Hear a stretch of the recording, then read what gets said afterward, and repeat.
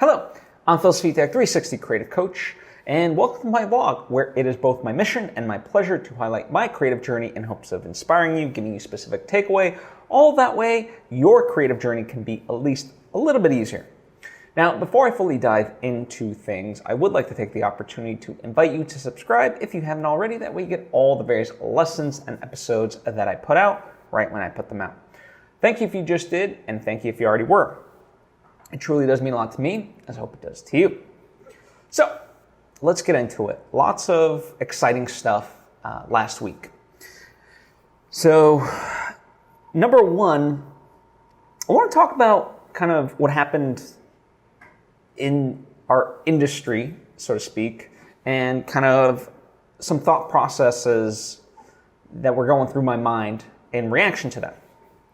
And specifically, I'm talking about Warner Brothers and what's going on with their slate of movies and their new CEO, David Zaslav. So just to kind of catch you up fully, Discovery bought out Warner Brothers, right? So AT&T used to own Warner Brothers, but they didn't want to be in that game anymore, so they sold it off to Discovery, and now Discovery and Warner Brothers are merged together. And the new CEO is David Zaslav, who is notorious for penny pinching, really, right?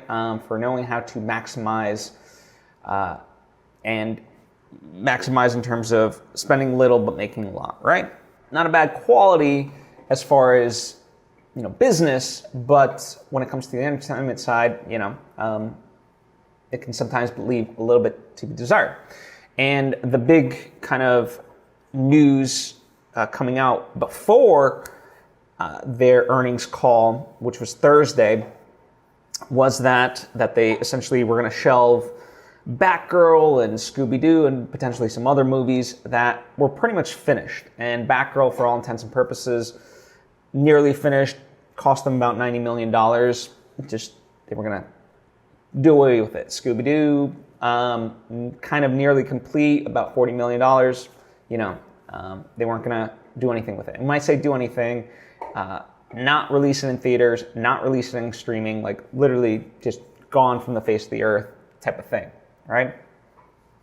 Now, that's, as an artist, obviously, for me, that really, really sucks.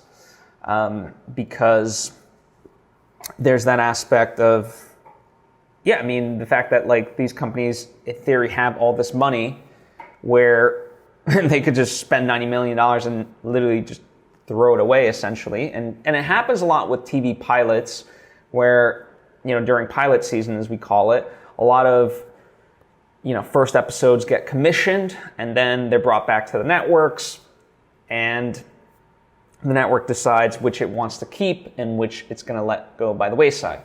And so, there's the cost of development. But this wasn't development. This was, a movie that was already greenlit and nearly complete. So very strange in that way. And for me, again, as an artist, very infuriating that, I'm having to beg, borrow, and steal just to scrounge together. Both my movies combined, have cost less than $50,000, and yet they have $90 million to just make something and not do anything with it, right? So, in that sense, wildly infuriating. This idea, my friend Khalil and I, we often talk about it there's money. They just don't want to give it to you type of thing, right? For some reason, whenever companies, and it's not just in our entertainment business, but just in general, when companies want, there always seems to be money for something, but just not for you. And that's a oversimplification and not always the case, but, in a capitalistic society, that does actually tend to be the case. There's certainly been instances that I've observed, even during the pandemic, where companies will say, okay, we need to kind of tighten the ship, we're not going to match your 401ks anymore, and sort of we're going to cut back on benefits, and we're going to ask, and some companies even ask, employees to, okay, anyone making over X amount of money, let's say $100,000, you're going to get a pay cut of 10%.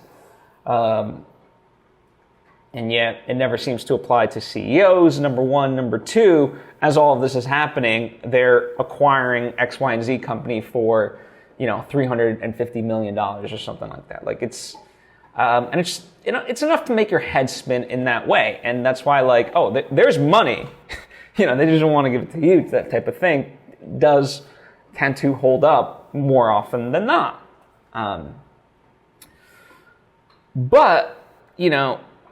So also just to kind of round things out, one of the reasons that Warner Brothers can do it is because of the merger, they can actually write that off. I mean, I don't know all the actual logistics, but because it's a project created not through the heads of, Warner and Discovery as they are merged now, they can essentially write it off through some sort of loophole, right? Asked me to explain it, I couldn't, but that's kind of why the decision to do it.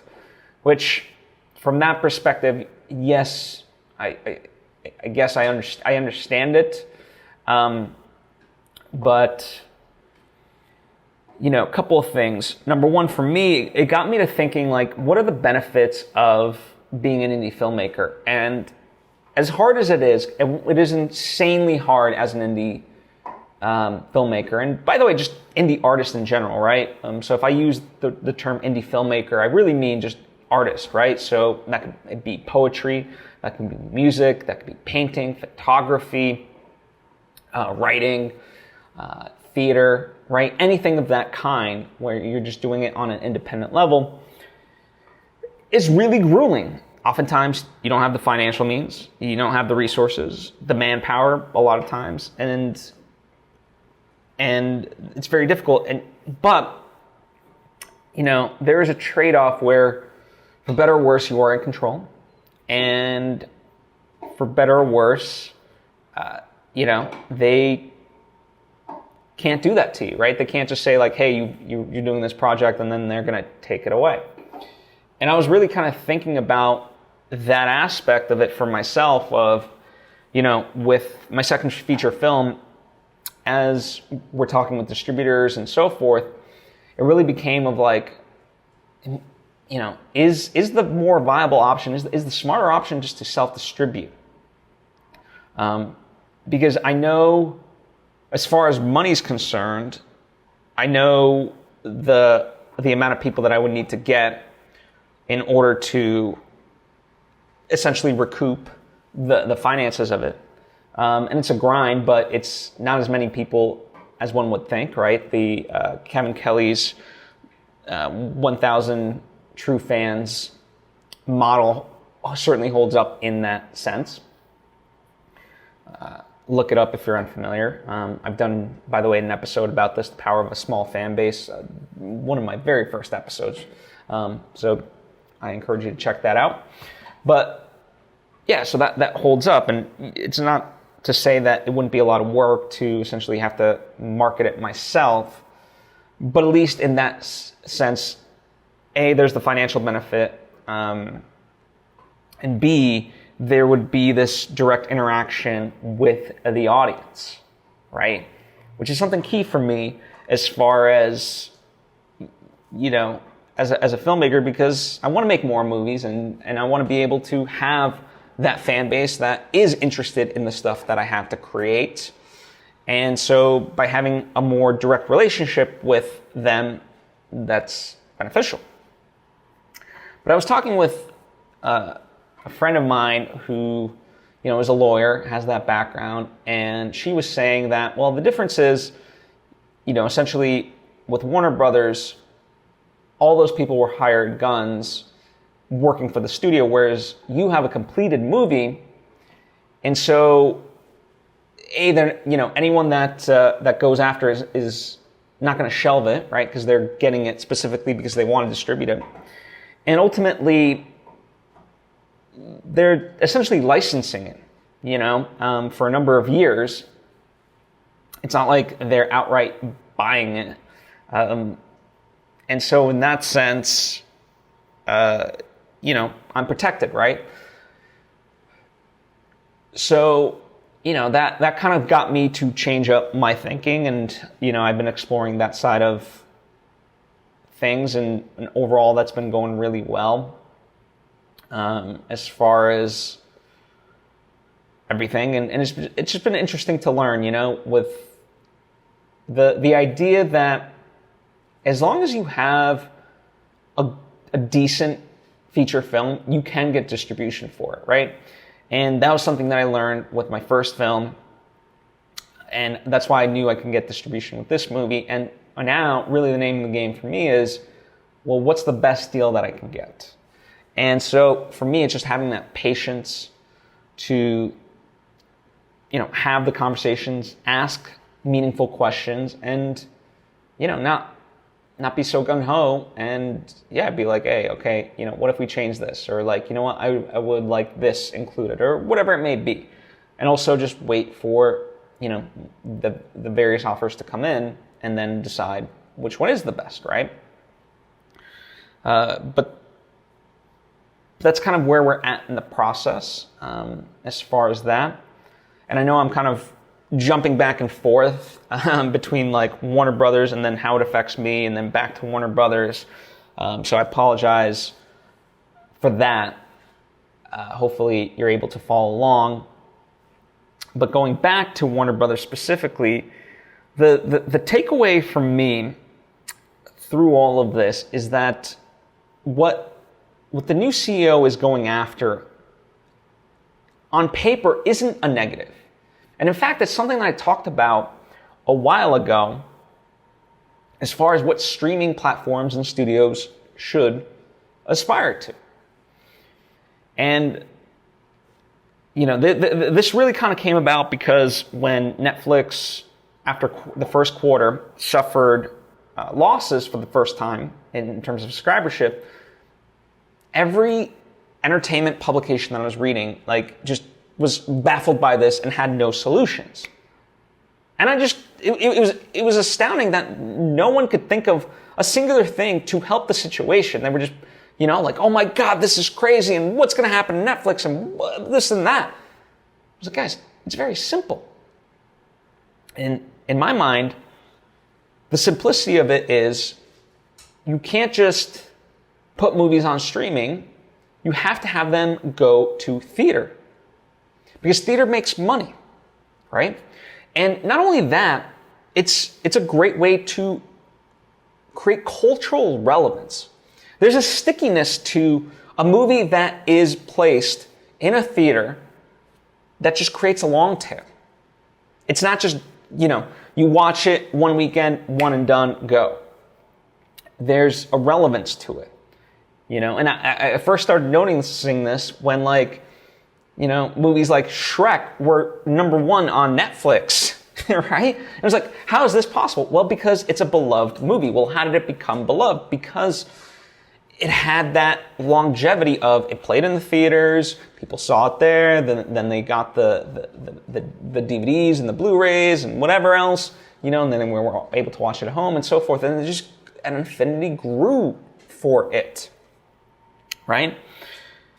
And so in that way, even if a movie in my mind doesn't make all of its money back, like let's say it's considered like a box office flop, well, at least it made some money. And listen, I understand that it costs money to market a movie that goes theatrically, but it costs money to market it if it just goes straight to a streamer.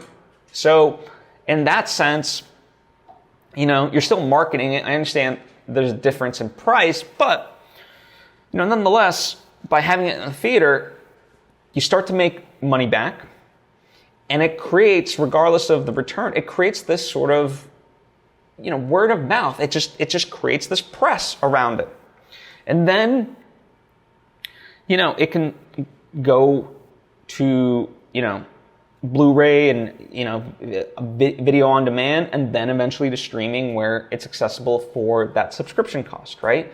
And it's just like that should be the shelf life of it, right? And so that was kind of like the first tier of solutions. The next tier, getting away from binge models, because just in general, seeing the data on things, yeah, you consume it and then it's done. Obviously, from the standpoint of putting the stuff out there, that means you have to have a much higher churn out, meaning more stuff to program, because each weekend you need something new, as opposed to like, okay, starting in May, we've got this series and it'll go on for 10 weeks and you get to enjoy it. So you get to space it out a little bit. And audiences enjoy that because it gives them more breathing room. And actually, people tend to enjoy shows, statistically speaking, when they don't binge them, right? And so that is a big component of it, right? So that was like solution number 2. And then solution number 3 was just this allowing people to purchase a season of a TV show even without the subscription, or a movie without the subscription, right? Like, there's tons of great shows on Apple TV Plus, but I don't have Apple TV Plus. And for some reason, I don't feel the need to get it. And yet there's certain shows that, yes, I'm willing to watch. And the irony is, probably you get a lot more of my money by me buying individual seasons than even the subscription, right? And the same thing with movies, and just allowing people to purchase the movie through video on demand, but physical as well. So just creating multiple streams of revenue is essentially what the aim is, right? And that, on paper, is what essentially David Zaslav, the CEO of now Discovery and Warner Brothers, is doing. So on paper, all that makes sense, right? But the missteps, as I see it, is in these, right? Number 1, I've said this before, whenever you have to make a tough decision, there's just a better way to handle it, right? And so shelving Batgirl and all these other movies, okay, sometimes you got to do what you got to do. I'm not saying I agree with it, but let's say like that is, truly the best decision. There's a better way to handle it. Speak to the filmmakers themselves and you know what, offer them up something, of like, hey, it's because it's not enough like, oh, well, you got paid to make it and you're a hired gun, whatever. Like, no, they want to make stuff. And so maybe you greenlight a passion project of theirs. I don't know, but just speak with them. No different than when HBO, Warner Brothers a while ago announced that, in what year was it at this point? In 2021, right? That they would have all those movies go, theatrical and on HBO Max same day. And a lot of filmmakers, like Denis Villeneuve, who came out with Dune, and other filmmakers were like, "What the hell? No, what is this crazy thing?" And in fact, that's why Christopher Nolan had left Warner Brothers to now go work with Universal, was because of that decision, essentially. And so now you've really essentially pissed off a lot of talent, and that's not good. I think people undervalue that. And so I just, whenever hard decisions need to be made, I implore you and just the world to think about the better way to handle it, and to have some humility and humbleness and empathy, right? For the people being affected by this. Because it does suck, right? And, also, just in general, the consolidation of these various companies also leads to homogenization. And so when we talk about quality, it's always interesting to me how just businesses in general think that known brands will automatically do well. And if that was the case, there's the Filmcast, which is a movie podcast, and each year they do what's called the Summer Movie Wager. So all the hosts and kind of guests as well, they participate in this and they select the top 10 movies that they think, that they're predicting the top 10 movies of the summer. And, it basically starts from Labor Day to Memorial Day, or vice versa. I always get the two confused. And it's a fun game because it ultimately reveals just how wrong we ultimately all end up being. And I include myself and others because, people get to participate. If you type in summer movie wager, you'll see other participants there as well. And then, I imagine they'll keep it going. And in the future, if you'd like, you can participate as well. You just have to get in your votes before the start of the competition.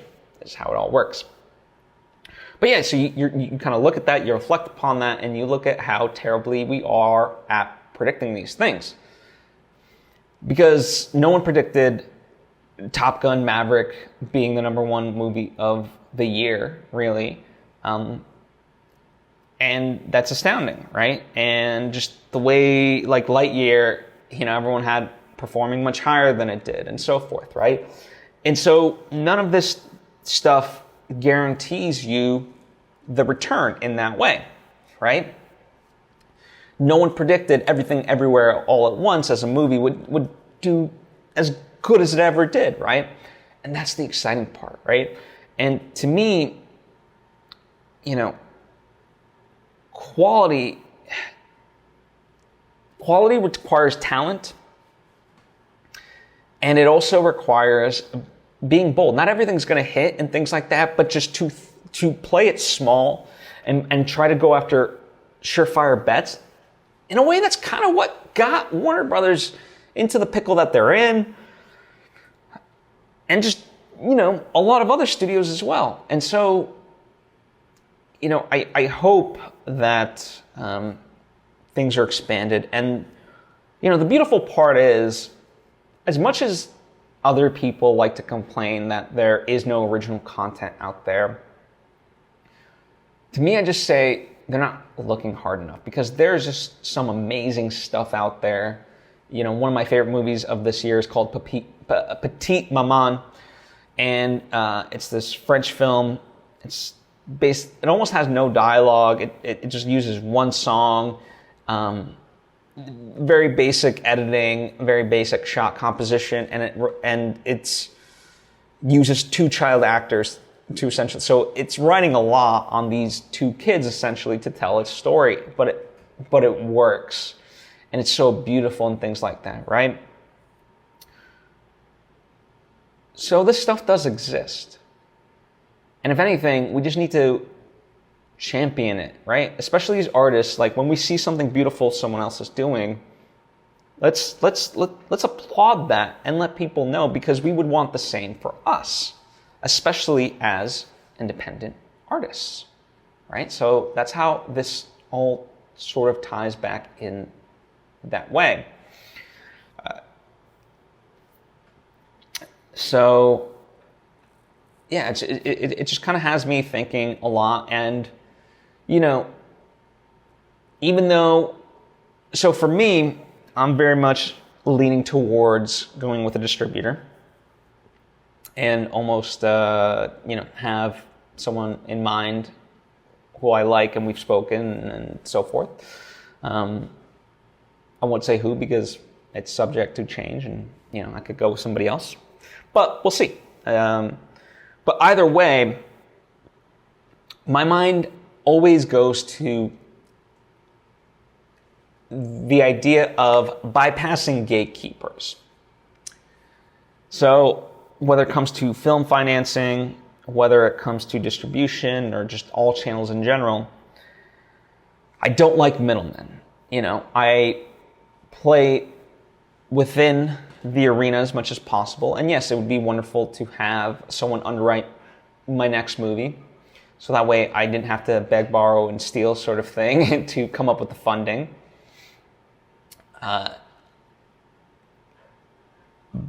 But, if that's not the case, then I'll find a way, right? And so whenever, basically my mind oftentimes, that's what I spend most of my time really thinking about, is how to make things, even if I get a no, right? So if I get a no in terms of financing, okay, how do I get the financing myself? And then how do I make it, as cheaply as possible, yet achieve the result of quality that I'm aiming for, right? How do I get it out there? And that's why, for me, NFTs and just sort of the idea of Web3 is interesting. I had a very good lunch yesterday with my friend AJ, and we talked a lot about this. He's in the tech side, and he's like very smart, and we talked. He's like, what side of this are you interested in? We had like a 2 to 3 hour conversation about all of this stuff. And yeah, I always use technology as a means to help me, right? Robert Rodriguez in Creation, he talks about it like working at the speed of thought. What ways can you utilize to create the things that you want creatively? If you can learn the technical aspects and they just allow you to do the things that you want to do creatively. Certainly someone like a James Cameron is someone like that, who literally created all these new technologies to be able to make his Avatar movies, because he envisioned this thing and the technology didn't exist, and so he went out and made it. That's kind of the idea. And so I look for sometimes I try to create my own methods as much as possible, but then I also what are the trends within just all these various areas that would allow me for that. And in fact, I know this is going to go on a slight tangent, but I do want to talk about this because it is related. So my influences, right? It's interesting because whenever I watch behind the scenes featurettes of, movies that I love, the filmmakers inevitably talk about their influences, and it's like Scorsese, Kubrick, Kurosawa, Hitchcock, and so forth. And not knocking any of those people, but it's always interesting how there tends to be like this list of people. And I'm always amazed because my list is just so almost seemingly random. So like film-wise, here would be my influences. Thomas Winterberg, who created was one of the creators of the Dogma 95 movement. He directed Another Round, which won an Oscar. That's probably what like American audiences would know him most for. Rob Rodriguez, right? I've seen basically not all of his movies, but most of his movies, and I love how like just different he is. From Sin City to his action movies like El Mariachi, the Grindhouse stuff he did with Quentin Tarantino, I think is amazing. Spy Kids, I think is so much fun. Like it's just, he just runs the gamut, and he's also able to direct Star Wars TV episodes. Like it's just all wonderful, right? Wong Kar-wai, he's such a mood sort of director, and so inventive and bold. Love him. Richard Linklater, who like basically just defies genre convention.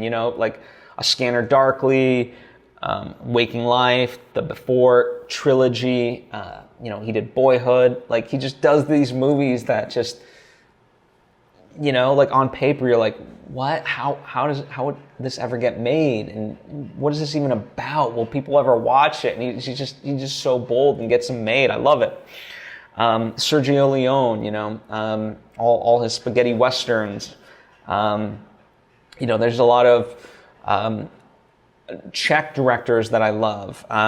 There's Eli Kazan, most notably for like On the Waterfront, one of my favorite movies. Michel Gondry, he's so inventive and practical and just fun. Billy Wilder, right, with film noir. Terry Gilliam. Hayao Miyazaki, like these are my influences, right? And I love that eclectic mix. It all gets swirled together in this like film soup. But it's not just that. I also love all kinds of books, both fiction and nonfiction, and there is like different as one can get, and so I love it. And oftentimes I feel like an outsider to a lot of people because I have such different tastes, and what's also interesting is that I thought about, growing up and playing soccer, even within, let's say, America, soccer was played by usually multicultural kids. And so it's a diverse ideology, it's diverse people, therefore diverse thinking. And so that tends to intrigue you, right? And then I was lucky enough, I got to travel to various places to play soccer, and that furthered that sort of diversity. And then in general, even whenever I just travel for pleasure, what's great about soccer is that in most areas of the world, and especially now with like all these apps like Meetup, for example, you can play soccer anywhere in the world with anybody, and it's just great, right? And so, all that stuff has kind of influenced me, and yeah, I appreciate, because it doesn't necessarily put me in this box. And so the reason why it all ties together and why I went off on this long tangent is because I always look at these things from different ways. And I'm curious both from the creative standpoint as well as, like, I'll call it the platform standpoint, like the pipeline of how things get made, distributed, how money can be earned from that, right? Like I love from the start of it to the end of it. Creatively, I love the creativity side of it, right? That's the most exciting part. And many times I wish that I could just focus on the macro of the full pipeline. Like, for example, let's just say, I know what's required to take a movie fully into distribution, but the amount of just minutia that entails, and if you're going to do it yourself, is quite a lot, right? We're talking music cue sheets, we're talking subtitles, all these different things that, generally, as consumers, we don't necessarily consider, but there's a lot of time and effort that has to go into creating those, quality controlling those, and so forth, right? And certainly as a consumer, I hate when just subtitles are hard to read and things of that nature. So for me, I always even try to put a lot of thought into that. But yeah, that notion of, speaking with AJ, it was just great because it sparked a lot of ideas and it clarified for him like what my intentions are, right? And there was also stuff that he kind of said, like, are you interested in this? And I said, I'm at the point in life where, yes, that is intriguing to me, but I also have to know the phases to get to there. And so it's like, right now, it's not something that I would be able to undertake, nor would it excite me to undertake right now because these are my priorities. But as time goes on, yeah, that is intriguing to me. And so it was great in that way. And, certainly I want to get more into the NFT space. Quite simply put, the idea, and I'm trying to figure out both from a legal standpoint, both from a marketing standpoint, and just, best practices and so forth, like what makes the most sense, using NFT as a utility to crowdfund, right? And the reason why that's intriguing is because, you're essentially selling off parts of the movie, and how many parts and for how much and this and that, like that's all stuff that needs to be answered, but is interesting to me, right? Because yeah, I want to, like that, I look at it as a utility to get to create the stuff that I want to keep creating. And then by extension also, the idea that I talked about of having a direct access to that audience, well then, through smart contracts and so forth, like, yeah, you know all that, it's there.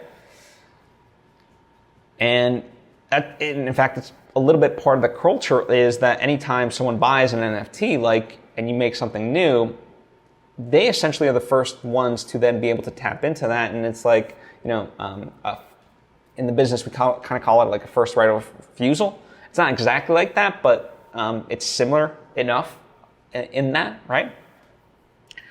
So that excites me. And yeah, so, that, as far as any of that stuff that will be coming down the line, the fun part is I just finished an outline for a movie I'd like to write, to make. And so, I've talked a little bit about this, but just to expand upon it, I've essentially written 2 movie outlines. And both are movies that I'd love to make. Both have pros and cons to them, 2 completely different styles. And, essentially, there's, the people that have been with me for a while, on both my movies, but as well as before that and so forth, my like frequent collaborators. I said, you know what? I'm going to do a dealer's choice. I want to reward you for everything. And so you get to decide which excites you most and which you want to make, and so I'd finished one outline about a week and a half ago, maybe 2 weeks. And finally now I finished the second one. And though my intention was to have finished this a month or 2 ago, all the same, progress was being made on both of them, and I'm excited. I'm excited that now, that they're able to read both and now make a decision. So I'm looking forward to that. While they, and I'm giving them time to really consider it, think it over. Like it's a lot in both outlines.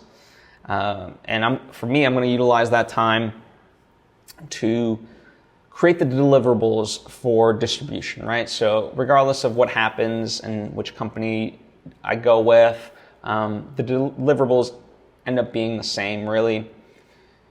So things like music cue sheet, subtitle, there's with a film, you send them a version that is textless, meaning anything that has text you take out and you just send that version. Then you send the text version, so that's there, and just all these there's audio requirements.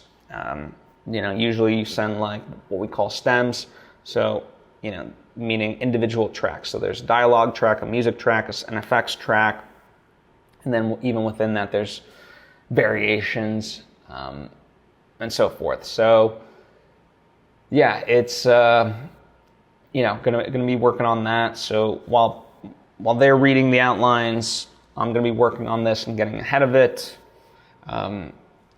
It will take me a little bit out of the creative, but it is necessary. And the one thing I'd love to do is really get back into novel writing. I revised a couple of the early chapters, and I keep getting to this point. Now I know I'm ready, but for the longest time I kept getting to this chapter and I just couldn't start this chapter and get it really done, and that was because of what it essentially mounted to plot holes earlier, right? I couldn't figure out this thing that would then make sense in the chapter that I was writing. So then of course I couldn't write it because it wasn't set up.